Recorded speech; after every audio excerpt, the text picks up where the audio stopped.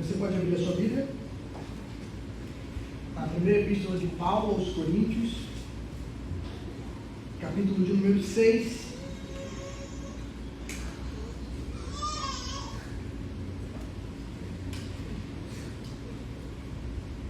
O verso de número 12 até o final desse capítulo, o verso 20.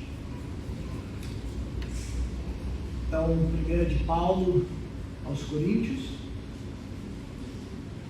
capítulo 6, verso 12 até o verso 20. Caso você tenha alguma dificuldade, o texto também será projetado aqui no nosso telão. Nós vamos ler a palavra do Senhor que diz assim: todas as coisas me são lícitas, mas nem todas convêm. Todas as coisas me são lícitas, mas eu não me deixarei dominar por nenhuma delas. Os alimentos são para o estômago existe para os alimentos. Mas Deus destruirá tanto o estômago quanto os alimentos. Porém, o corpo não é para a imoralidade, mas para o Senhor. E o Senhor para o corpo. Deus ressuscitou o Senhor e também nos ressuscitará pelo seu poder. Vocês não sabem que o corpo de cada um de vocês é membro de Cristo? E será que eu tomaria os membros de Cristo e os faria membros de uma prostituta? De modo nenhum. Ou não sabem que o homem que se une à prostituta forma um só corpo com ela? Porque, como se diz, os dois se tornarão uma só carne.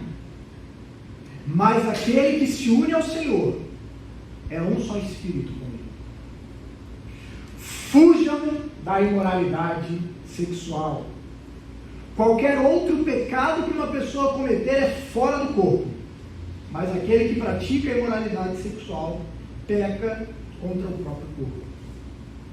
Será que vocês não sabem que o corpo de vocês é santuário do Espírito Santo que está em vocês e que vocês receberam de Deus e que vocês não pertencem a vocês mesmos? Porque vocês foram comprados por preço. Agora, pois, glorifiquem a Deus no corpo de vocês. Vamos orar mais uma vez. Espírito Santo, Espírito enviado pelo Pai e pelo Filho, Espírito que nos santifica e que nos ilumina, dá-nos a compreender da Tua palavra nessa noite, em nome de Jesus, amém.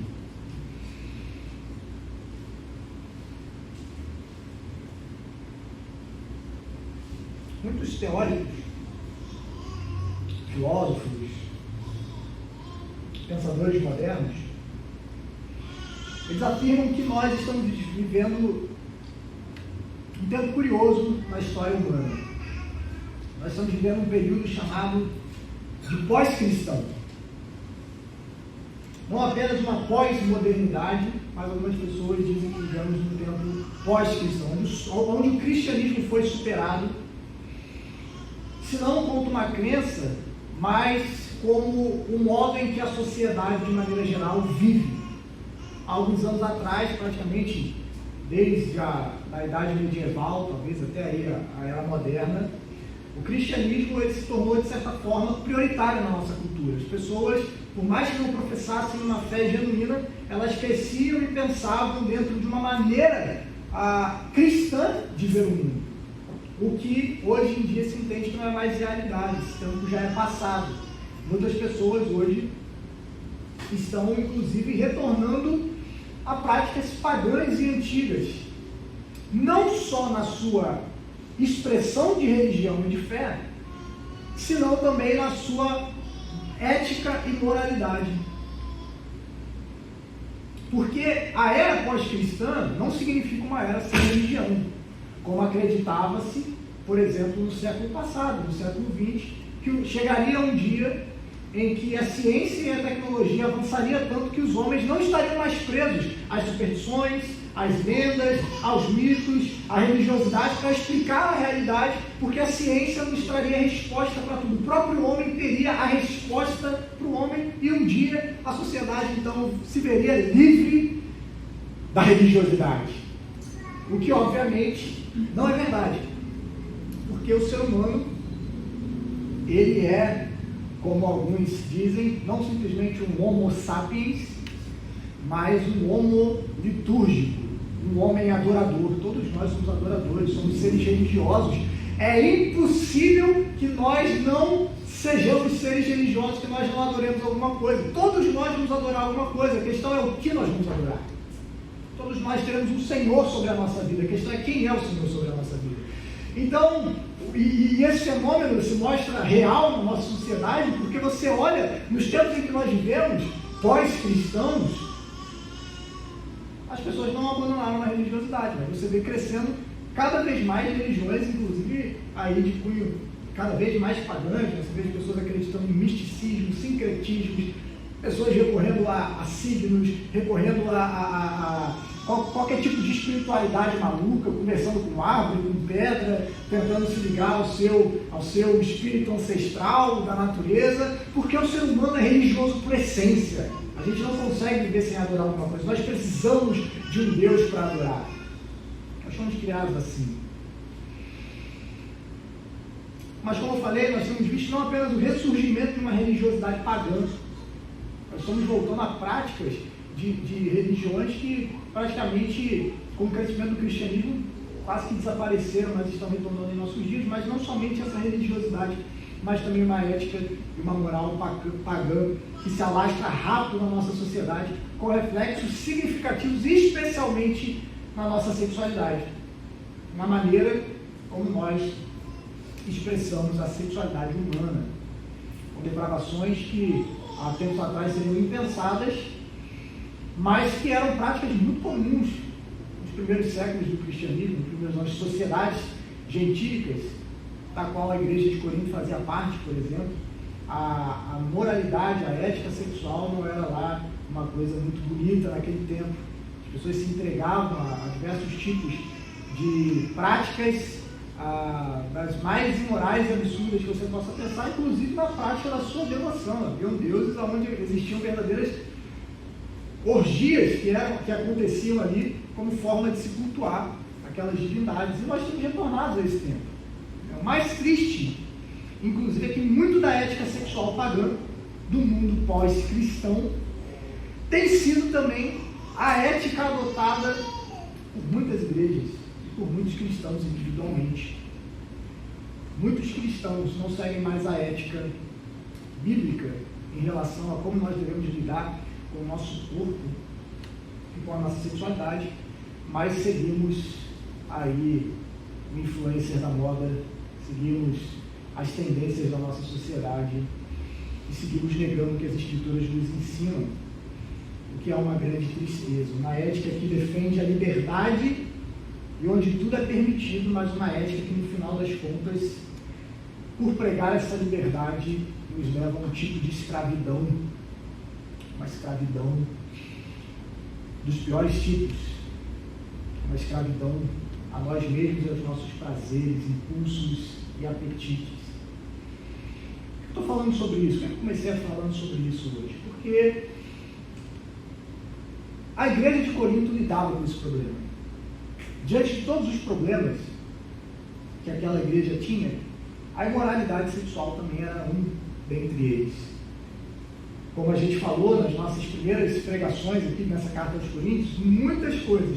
A igreja de Corinto refletia mais a cidade de Corinto do que o Deus Santo ao qual eles serviam, o Deus da igreja de Corinto.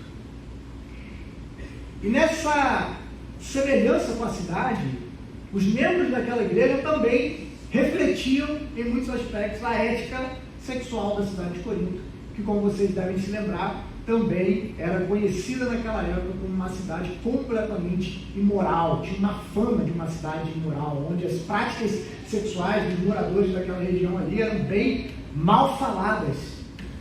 As pessoas eram marcadas, isso é uma característica daquela cidade. Infelizmente, a igreja de Corinto refletia isso também.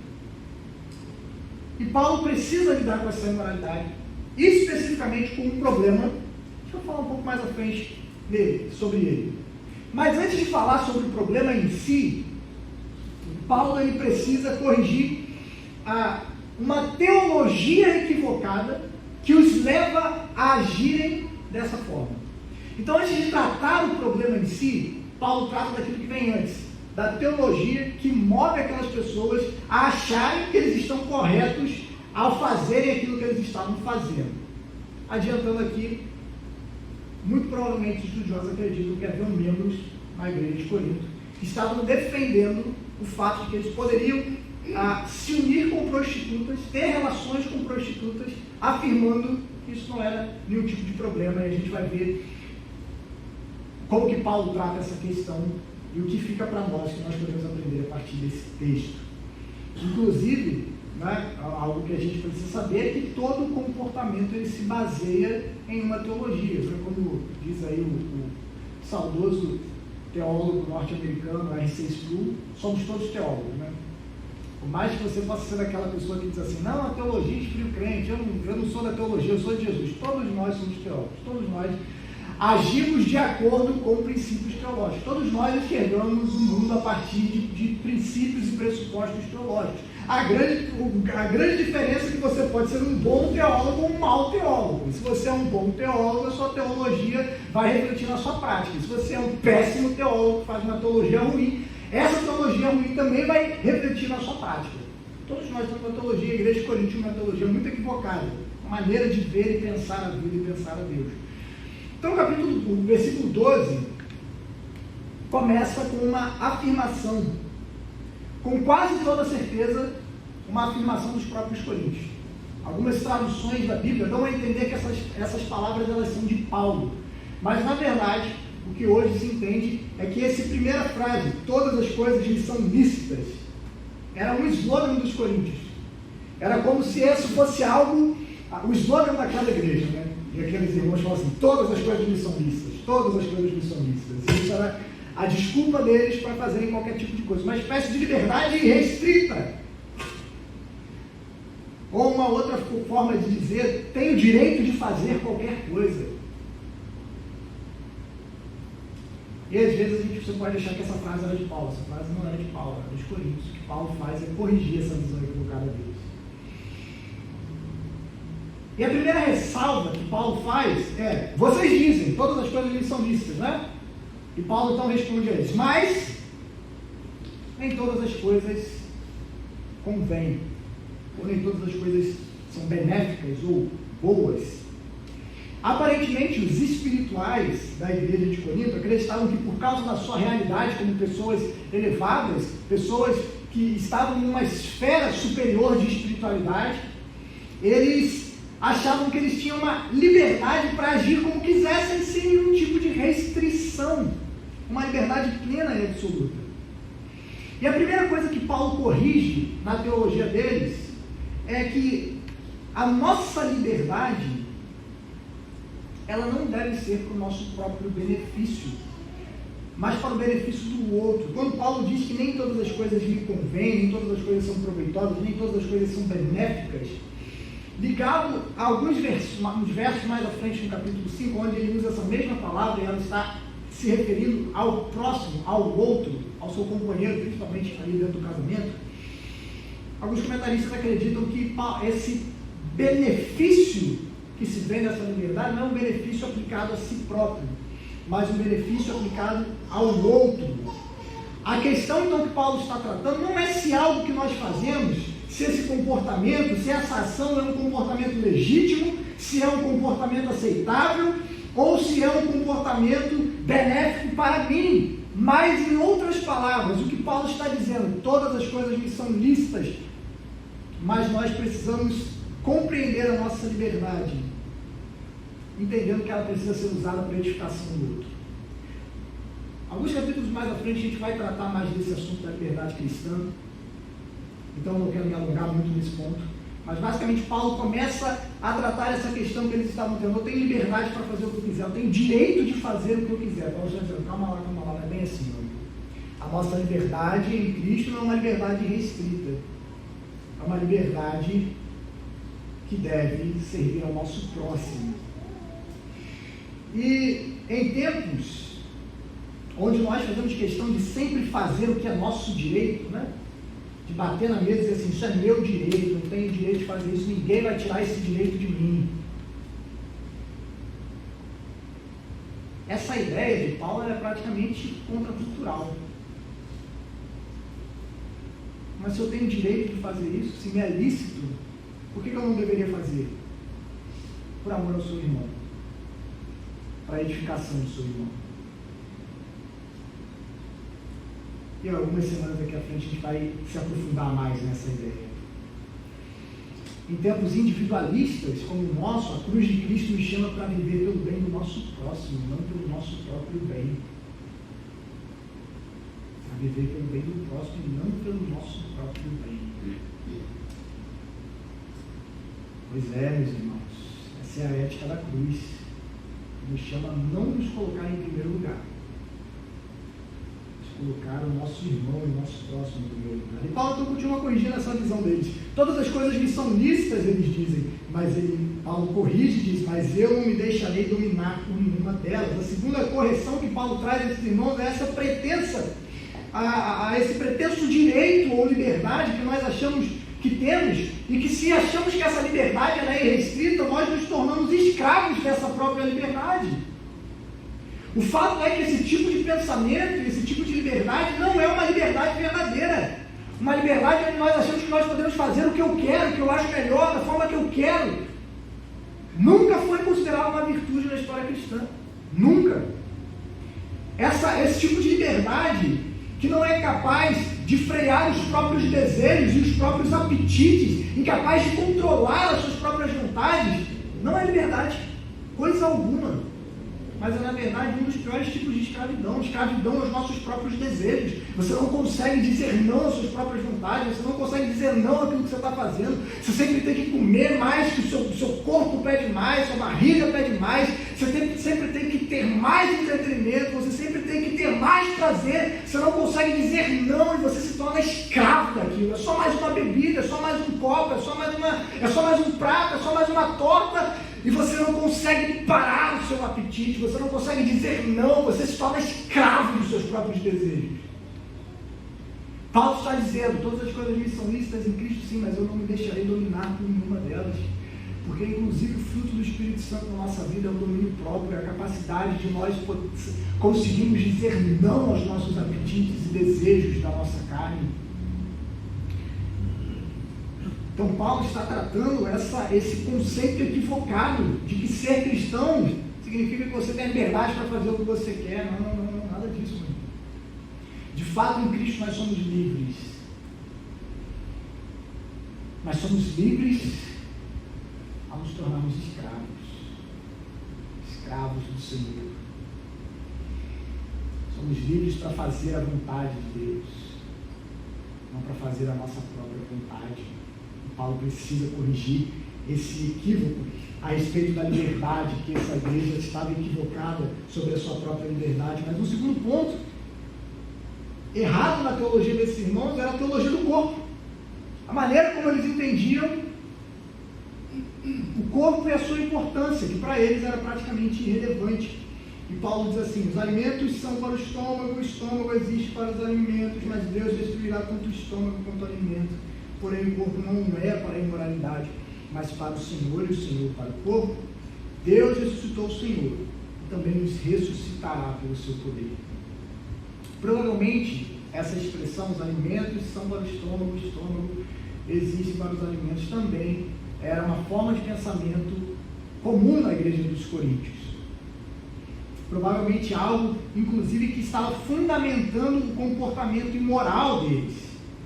A ideia por trás dessa noção é completamente pagã, não é de forma alguma bíblica e cristã, não está de acordo com as escrituras. O raciocínio deles era mais ou menos esse. Vou tentar explicar aqui de uma maneira que talvez seja mais compreensível. A ideia deles é o seguinte: nós sentimos fome. Se você sente fome, precisa existir algo que sacie esse desejo da sua fome. Ou seja, existe um alimento que sacia esse apetite natural que você tem. A fome é algo natural do seu corpo. Você vai sentir fome. Sentir fome não é pecado. Deus nos criou assim. E se Deus nos criou assim, a fome, ela, na maioria das vezes, existe uma fome que pode ser pecaminosa, podemos dizer assim, mas na maioria das vezes a fome é uma coisa neutra, ela não é boa nenhuma, é simplesmente um apetite natural do nosso corpo. E existe algo para satisfazer esse apetite natural do nosso corpo, que é o alimento. O alimento, então, ele é para o estômago é para o alimento. Da mesma forma, muito provavelmente, a partir desse raciocínio, eles estavam pensando da seguinte forma: há também em nós um apetite sexual, que é natural, que faz parte da nossa natureza material. Nós temos desejos, nós temos apetites relacionados à nossa sexualidade. E como temos desejos e apetites relacionados à nossa sexualidade, existe algo para satisfazer esse desejo, que é agora a relação de intimidade entre homem e uma mulher, uma relação sexual. Então, da mesma forma que o alimento está para o estômago, o sexo também está para o nosso corpo. Então perceba que a gente começa a entender talvez um pouco a relação e o equívoco que eles têm. A ideia é que todos os nossos apetites materiais, os nossos desejos, como a fome, sede, a vontade de fazer as nossas necessidades fisiológicas, são coisas naturais, inclusive o nosso desejo sexual também é algo natural, e todos eles são iguais. Tanto a fome quanto o nosso apetite sexual. Eles igualam essas duas coisas. E uma vez que todos os apetites naturais do nosso corpo são iguais, e o pensamento deles é que o nosso corpo, então, ele é inferior e ele vai ser destruído. O nosso corpo, esse invólucro, é só uma prisão para a nossa alma, e essa ideia é completamente pagã. Esse corpo nosso aqui só nos atrapalha. Então o que a gente faz nesse corpo é indiferente para a nossa alma, é indiferente para a nossa salvação, porque Jesus vai salvar a nossa alma, amém, meu irmão? Amém ou não amém? Jesus vai salvar a nossa alma, mas não só a nossa alma, né? Essa mentalidade é pagã.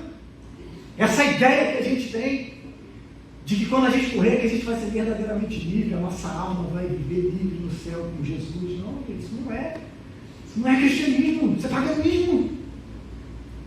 São os gregos que pensavam dessa forma, que esse corpo é uma prisão, esse corpo é ruim, e quando a gente morrer, a gente vai se livrar dessa prisão, aí sim a gente vai viver num estado de evolução espiritual, um plano maior e melhor. Não, isso não é cristianismo, coisa nenhuma.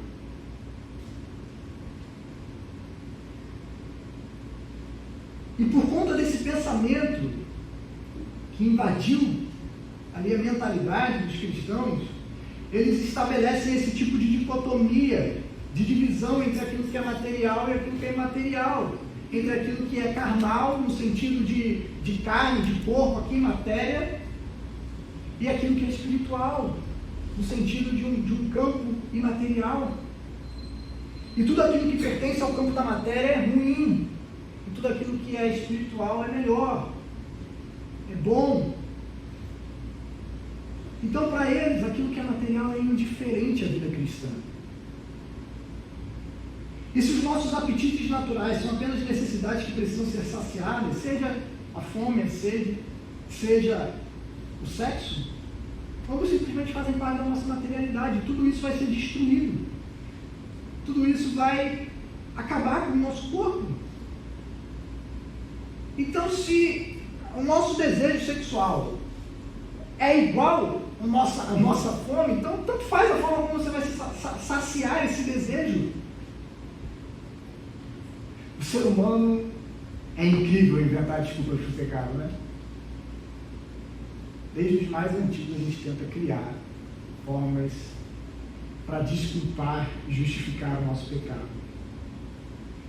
Essa é a visão deles, ou seja, nosso corpo vai ser destruído, nós temos apetites naturais que não são iguais, são indiferentes para a nossa alma, Tanto faz que o nosso corpo é indiferente para a nossa alma, então tanto faz como você vai satisfazer esse desejo. Se é com uma esposa, se é com uma mãe, se é com uma prostituta, não tem problema.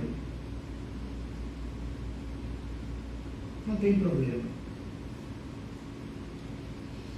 E Paulo então corrige essa concepção equivocada deles, ao mostrar que o corpo, ele não é para a imoralidade, o corpo é para o Senhor.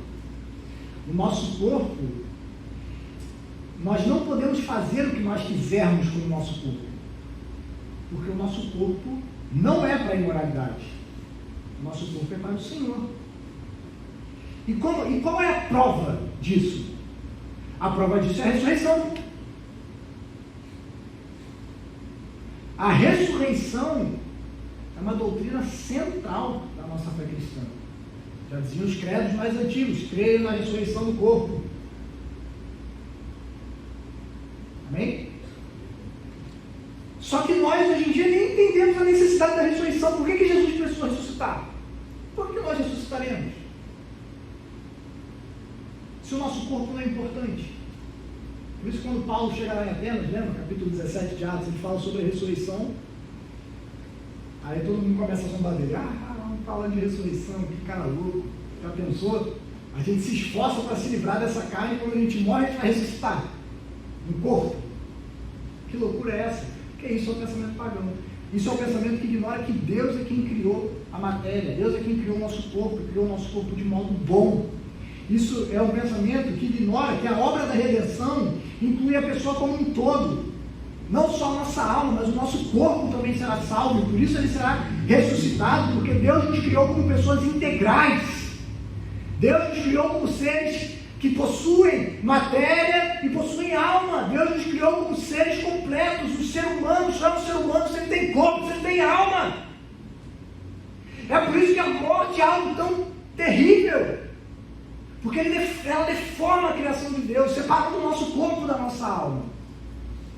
E quando nós estamos nesse momento separados do nosso corpo, nós não estamos no estado melhor, nós estamos no estado inferior, nós somos menos humanos.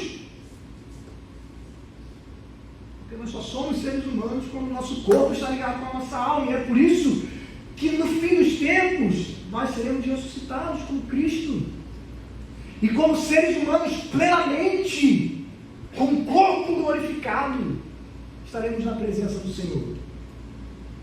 Com o corpo agora sem defeitos causados pelo pecado. Com o corpo na presença de Cristo, nós estaremos e glorificaremos ao Senhor. Então Cristo, quando nos salva, Ele salva a nossa alma e Ele salva o nosso corpo também. Mais um assunto que lá na frente, no capítulo 15, Paulo vai tratar melhor. A gente se aprofunda mais nisso lá na frente. Guarda aí, se ficou com dúvidas de algumas coisas, eu sei que eu falei aqui agora, no capítulo 15 a gente vai se aprofundar um pouquinho mais sobre isso. Então Paulo corrige essa concepção equivocada que eles têm, mostrando que a ressurreição demonstra que o nosso corpo é importante. O nosso corpo não é indiferente. Aquilo que a gente faz com o nosso corpo não é qualquer coisa, porque afinal de contas o nosso corpo vai ser destruído mesmo. O nosso corpo é só uma carcaça velha que um dia vai ser queimada, vai ser enterrada. Então é indiferente o que a gente faz com o nosso corpo.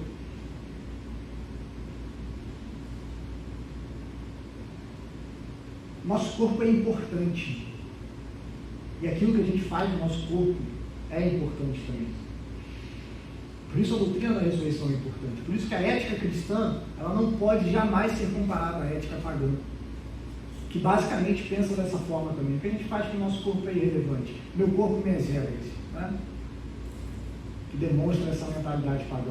Meu corpo é meu, eu faço com ele o que eu quiser. Você não pode dizer nada a respeito disso, porque afinal de contas, sou eu quem mando. A verdade, meus irmãos, é que como cristãos nós precisamos de uma doutrina do corpo mais apurada, biblicamente. Porque o nosso ser por completo pertence ao Senhor.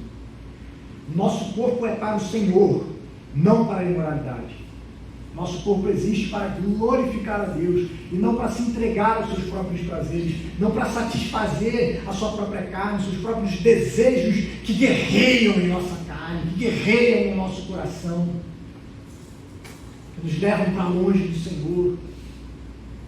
Por isso que a liberdade que nós temos não é a liberdade para fazer o que a gente quer, é a liberdade para servir ao Senhor. E aí Paulo trata então do real problema. Que tipo de imoralidade? A imoralidade é uma categoria ampla de pecado. Né? Todos os pecados na área sexual estão envolvidos ali na imoralidade sexual. Qual era o tipo então de imoralidade que estava sendo praticada naquela igreja? Paulo diz: vocês não sabem que o corpo de cada um de vocês é membro de Cristo? Será que eu tomaria os membros de Cristo e faria membros de uma prostituta? De modo nenhum. Ou não sabem que o homem que se une à prostituta forma um só corpo com ela? Porque, como se diz, os dois se tornarão uma só carne, mas aquele que se une ao Senhor é um só espírito com ele.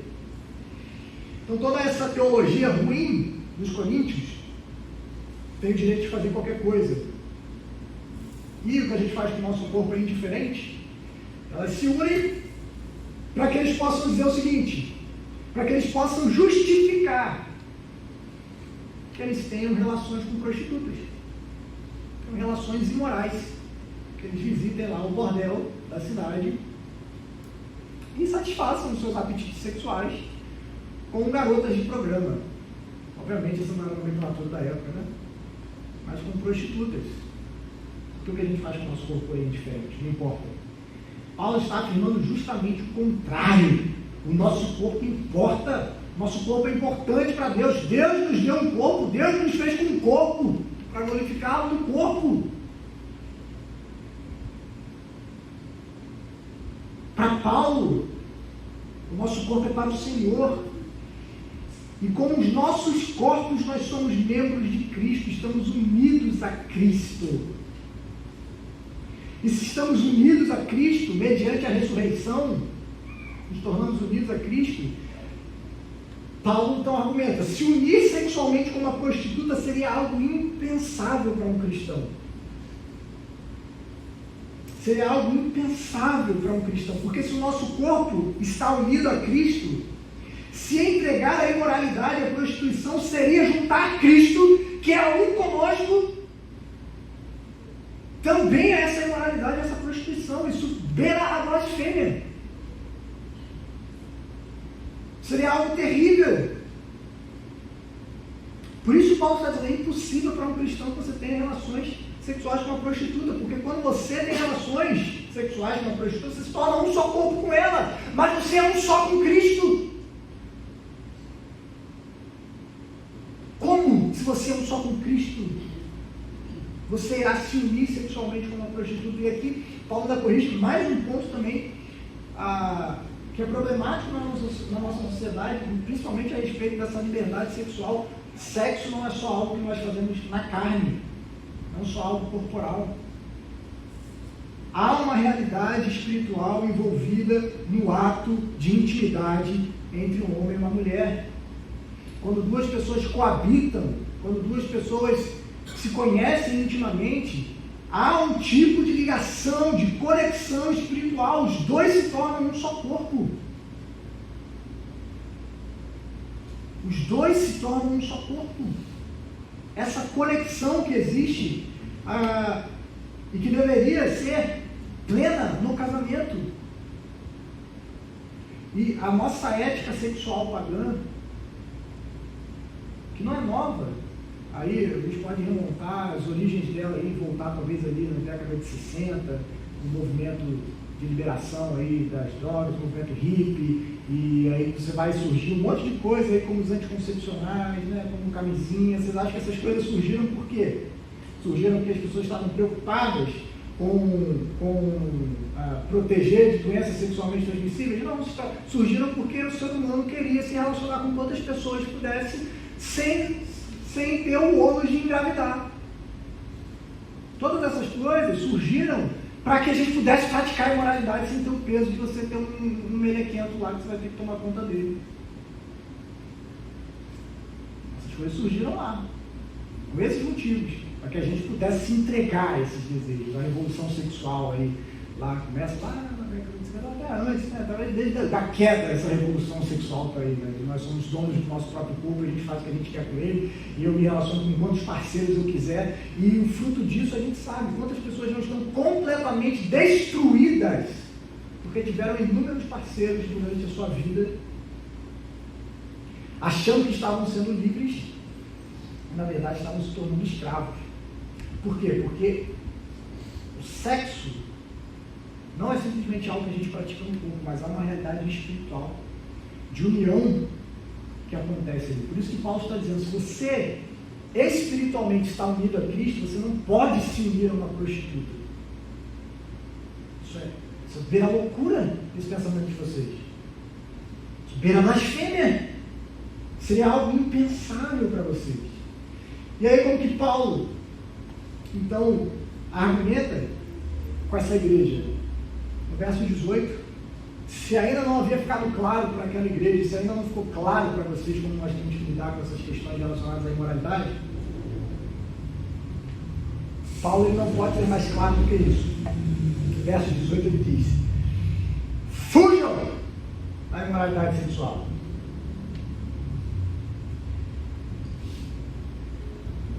E aqui é algo que a gente precisa aprender sobre como a Bíblia trata as tentações sexuais na vida de alguém. A Bíblia, ela nunca nos manda resistir à tentação na área sexual. Ela nos manda fugir. Fuja da imoralidade. Nesse caso, fugir é ser forte, não ser covarde. Muitas das vezes nós achamos que nós seremos mais fortes do que a nossa tentação. Que essa é uma área que nunca irá nos afetar.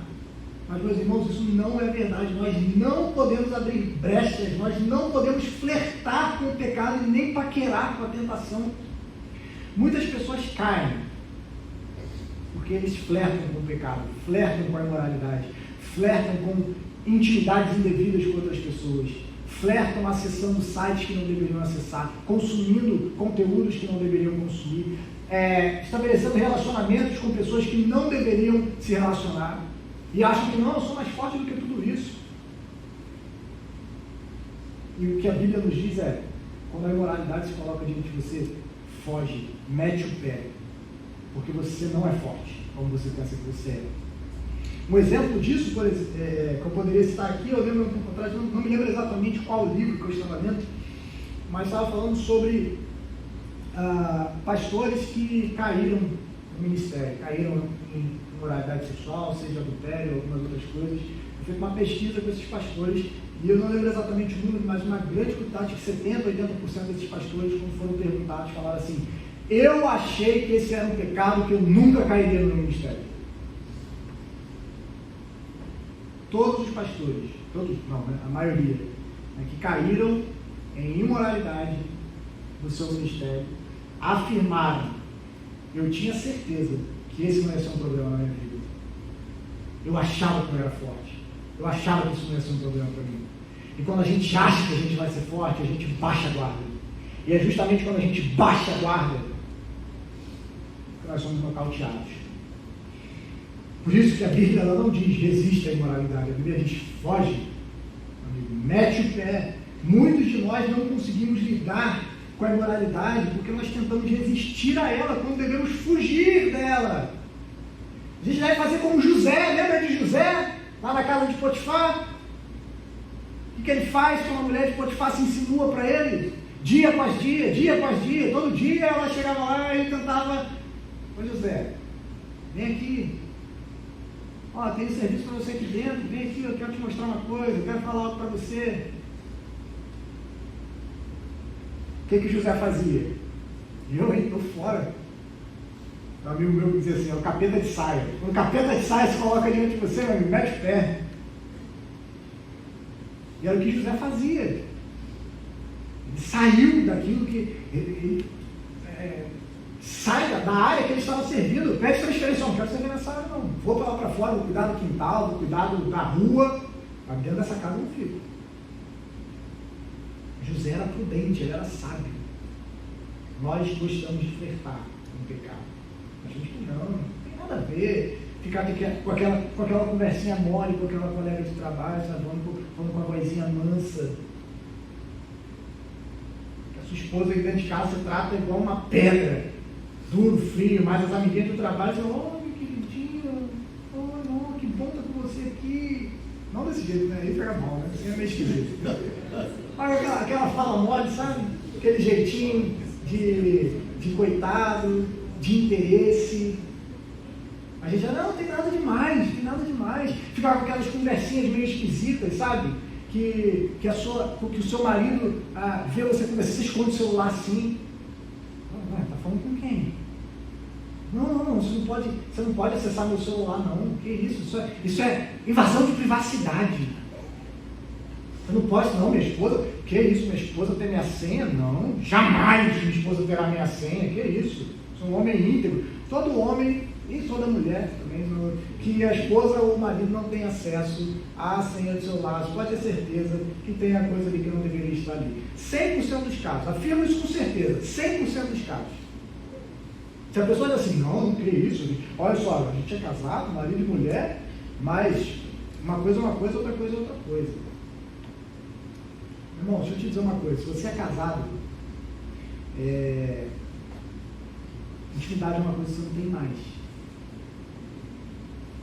Seu corpo, você compartilha aquilo que você tem mais íntimo com outra pessoa, você não vai compartilhar a sua senha do celular. Quais motivos você não faria isso? Não faz porque você está escondendo alguma coisa. Você não faz porque você tem conteúdos que não deveriam estar ali, tem conversas que não deveriam estar ali. Mas a gente acha que não tem nada demais, que isso? É só uma conversinha com uma pessoa que eu nunca vou ver na vida. É só um sitezinho que eu acesso. Nada. Precisamos fugir da imoralidade. Todo tipo de imoralidade, quer seja adultério, prostituição, pornografia, conversas indecentes, intimidades indevidas, sexo fora do casamento, lascívia, a cobiça dos olhos, o apetite sexual desenfreado, relações sexuais com vários parceiros, tudo isso está dentro do aspecto amplo do que é imoralidade sexual. E Paulo está dizendo para nós, fuja de tudo isso. Não dê brecha. Sai. Não dê espaço para esse tipo de coisa na sua vida. Porque isso vai te destruir.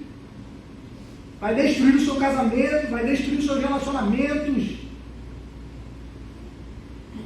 Vai destruir a forma como você enxerga as outras pessoas. Depois você chega em casa, você pesquisa aí os efeitos da pornografia no cérebro humano. Como a gente começa a perder certas sensibilidades. Como você começa a olhar para outras pessoas simplesmente como objeto. Como traz uma série de problemas na nossa mente. Fuja da imoralidade. Fuja dessas coisas, Paulo diz. Seja prudente. Seja prudente. Não dê espaço para a imoralidade na sua vida, meu irmão.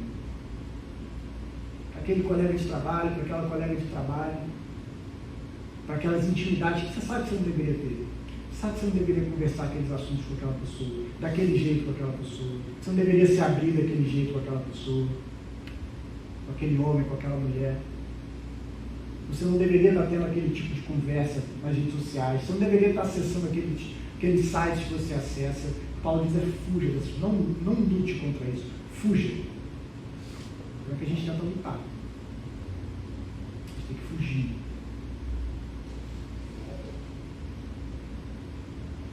Já conversei com algumas pessoas que tinham dificuldade de lidar com a pornografia. Uma das coisas que eu sempre falo é, cara, foge disso. E como que você vai fugir disso? Você não vai estar em lugares onde você consiga acessar a pornografia. Pelo menos não até você conseguir ter controle. Você não vai ficar em casa sozinho. Você não vai levar o seu celular para ambientes onde você possa estar sozinho. Você vai dar um jeito de você estar... mas eu trabalho em casa. Não, você sai de casa para trabalhar. Vai trabalhar no shopping. Tem espaços de coworking lá. Mas esteja em lugares onde você não vai se sentir tentado a acessar esse tipo de conteúdo. Fuja da imoralidade. Mas pastor, olha, tem uma pessoa no meu trabalho, meu irmão, pede demissão, que seja. Pede para trocar de setor.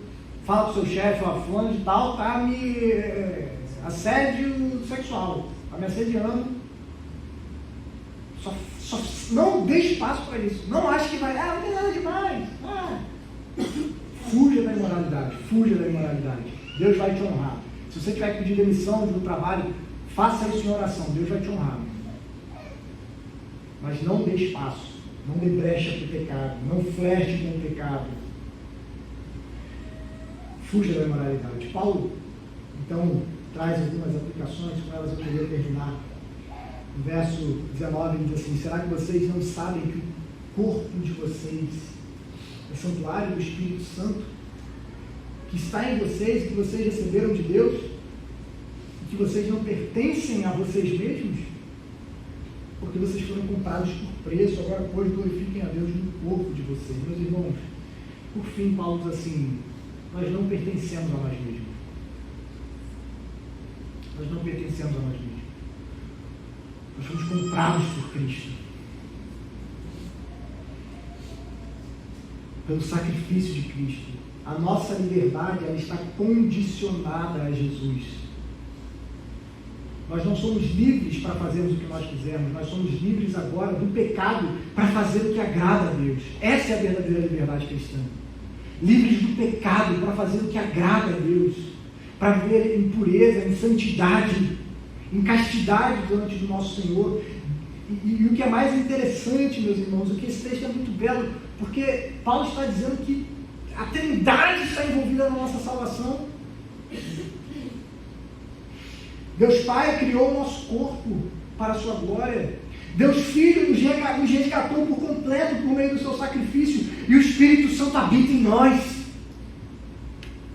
A mesma linguagem que Paulo aplicou à igreja como habitação do Espírito Santo, ele agora aplica a cada crente individualmente. Vocês são templo do Espírito. O Deus Trino nos criou, nos resgatou para algo maior do que nos sujarmos com as damas do pecado. Ele nos criou para honrarmos a Deus com os nossos corpos, para glorificarmos a Deus no nosso corpo, porque o nosso corpo já não pertence mais a nós mesmos, fomos comprados. Por mais que nós vivamos em um mundo que cada vez mais assume padrões pagãos em sua ética sexual, precisamos recuperar em nossas igrejas a doutrina da santidade e da importância do nosso corpo. O nosso corpo é santo, o seu corpo é santo, o seu corpo é importante. Devemos fugir da imoralidade de qualquer tipo, porque o nosso corpo pertence ao Senhor e agora a nossa vida é para honrá-lo e glorificá-lo, inclusive no corpo. Além disso, nós precisamos dizer não para toda espécie desse dualismo grego que nega o corpo em favor da alma. Deus nos fez pessoas íntegras e nos redimiu integralmente. Nossas vidas por completo pertencem ao Senhor. E talvez a gente não vai encontrar gente como a igreja de Corinto. Até tem algumas igrejas aí meio loucas, meio liberais, onde você vai encontrar pessoas que, com base em uma visão parecida com essa, defendem uma graça barata, uma graça que nos conduz à libertinagem. Mas em muitos outros contextos, no contexto brasileiro, o problema que a gente vai ter é que nós podemos lidar com esse tipo de visão que separa o material do imaterial, em que apenas as coisas que importam são as que nós fazemos diretamente para Deus. Em outras palavras, só importa o que a gente faz na igreja, o que a gente faz fora da igreja é indiferente, é mundano. Não. Isso não é verdade. Se nós estamos em Cristo, se o Espírito Santo habita em nós, toda a nossa vida é uma vida espiritual, no sentido paulino do termo, no sentido de que toda a nossa vida é vida no Espírito. Toda a nossa vida é sagrada. Tudo aquilo que nós fazemos no nosso lar, no nosso trabalho, nossos estudos, artes, política, entretenimento, tudo o que nós fazemos e nos envolvemos é para a glória de Deus, pertence a Deus, porque nós pertencemos a Ele por meio do sacrifício de Cristo, e o Espírito Santo habita em nós. E se o Espírito Santo habita em nós, nossa vida agora toda é na esfera do sagrado, porque nós estamos debaixo do domínio do Espírito Santo. Tudo aquilo que nós fazemos tem valor para Deus e é importante. Não só o que você faz domingo na igreja, a maneira como você trata a sua esposa, a maneira como você cria os seus filhos, a maneira como você é íntegro no seu trabalho, a maneira como você fala sobre política, a maneira como você trata o seu vizinho, a maneira como você se importa com as questões pequenas da vida. Tudo isso é importante para o Senhor. A maneira como você trata o seu corpo, a maneira como você pratica sua intimidade sexual, tudo isso é importante para o Senhor. Na semana que vem, inclusive os casados, já dou um alô para você, semana que vem o assunto é quente, a gente vai começar a falar sobre casamento. Paulo vai tratar esse problema na igreja também, problemas dessa igreja, problemas relacionados à sexualidade dentro do casamento. Paulo parece que ele vai corrigir essa ideia, já que vocês querem ser imorais, mas a sexualidade em si não é ruim. Deus nos criou seres sexuados para que essa sexualidade seja satisfeita no ambiente seguro que Ele criou do casamento. Mas Paulo vai tratar sobre isso. Vem a semana que vem com grandes expectativas. Você possa ter um avivamento no seu casamento. Deus me livre. Se é que você não tem. Mas a gente tem que evitar esse tipo de mentalidade. O que eu faço na igreja que é importante, fora da igreja não é importante. Meu irmão, toda a nossa vida é para Deus. O que nós fazemos é para Deus. Quer seja no corpo, quer seja em qualquer ambiente, o que nós fazemos é para o Senhor. Se estamos em Cristo e o Espírito está em nós, toda a nossa vida se torna espiritual. Toda a nossa vida é vida do Espírito. Eu quero encerrar orando por você, meu irmão, minha irmã, que talvez possa estar aqui nessa noite. Talvez você esteja enfrentando problemas nessa área na sua vida, problemas relacionados à imoralidade, de qualquer tipo, seja em relacionamentos adultos, seja com intimidades indevidas com outras pessoas, seja com pornografia, seja algum tipo de imoralidade, a cobiça dos olhos, seja a lascívia. Talvez você esteja lutando com isso nesse momento. Essa seja uma área que talvez te envergonhe, inclusive. Talvez essa seja uma área que tem te impedido de crescer espiritualmente. Porque provavelmente você ouve as acusações de Satanás. Você, seu imundo, pode servir a Jesus. Eu sei o que você faz. Eu sei os sites que você acessa. Eu sei as curtidas que você dá nas redes sociais. Eu sei o que você tem feito. Você vai querer servir a Jesus com essas mãos sujas? Talvez isso tenha impedido o seu crescimento espiritual. E de fato, a imoralidade sexual nos impede de crescer em santidade na presença de Cristo. Mas eu quero orar por você, meu irmão, minha irmã, nessa noite, porque Deus deseja purificá-lo através de Cristo e levá-lo a viver coisas maiores com Ele. Deus não te criou para viver na sujeira do pecado. Deus não te criou para viver cheio de culpa e de vergonha. Porque geralmente é o que o pecado nessa área faz. Ele nos traz culpa, ele nos traz vergonha. Não poucas pessoas, após caírem em pecados relacionados na área sexual, o primeiro sentimento que eles sentem é um profundo sentimento de vergonha e de culpa. É um profundo sentimento de inadequação, de sujeira, de fato. As pessoas olham para si e se acham sujas. Porque essa é uma realidade espiritual. Mas Deus não nos criou para isso. Deus não nos criou para vivermos atolados na lama da imoralidade, na lama do pecado. Deus deseja nos purificar essa noite, para que a gente possa viver uma vida pura, santa, cheia de plenitude. E você sabe, meu irmão, que você não foi feito para viver dessa forma. Entregue ao pecado, escravo do pecado. Deus deseja, por meio de Cristo, te tornar uma nova criatura, uma nova pessoa, não mais escravo do pecado, mas uma pessoa que é verdadeiramente livre e que na sua liberdade só é possível porque ela se tornou escrava de Cristo, na justiça de Deus. Talvez essa seja a sua situação nessa noite. Talvez você esteja preso a algum tipo de imoralidade. Talvez você esteja preso a algum tipo de imoralidade, porque você precisa entregar sua vida para Jesus. Confessar Jesus como seu Senhor e deixar que Ele te purifique, e te limpe, e te santifique, e te justifique. Ou talvez você possa ser um cristão, mas que tem caído nessa área e não tem encontrado forças. E por isso tem estagnado na sua vida espiritual. Você não consegue mais sentir prazer em Cristo. Você não consegue mais desejar o Senhor. Você olha para si mesmo e se sente culpado, indigno. Você sente que você não deveria estar na presença de Cristo porque você é um sujo. Porque o seu pecado te deixa sujo. Meu irmão, nessa noite também Deus deseja te purificar. Nós viemos aqui, se confessarmos os nossos pecados, Ele é fiel e justo para nos purificar de toda injustiça. Se cremos que de fato Cristo morreu por nós, se cremos que de fato Cristo se entregou por nós, o sangue dele é suficientemente poderoso para nos purificar e nos limpar de toda a imundícia, de toda a impureza, de toda a imoralidade, de toda a condenação. De modo que quando Satanás nos acusar, a gente pode rir na cara dele e falar: é verdade, eu sou tudo isso e muito mais.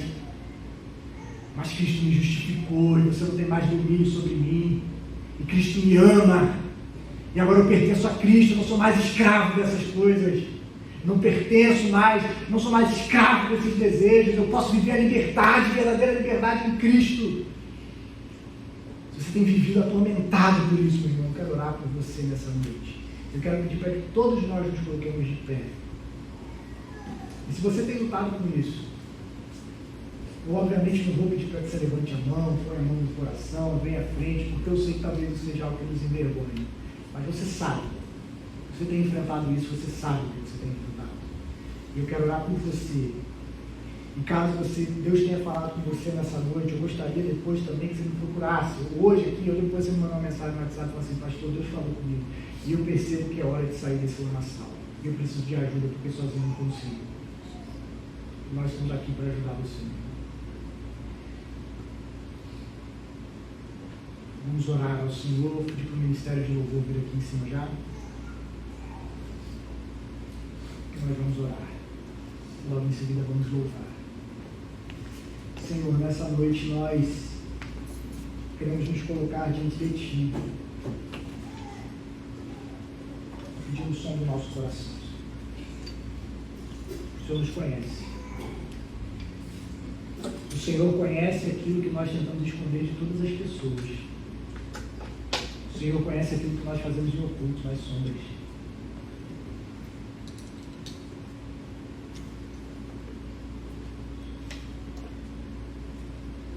Mas a Tua palavra nos diz que não há nada em oculto que não venha a ser revelado. E assim como nós nos lembramos de Davi,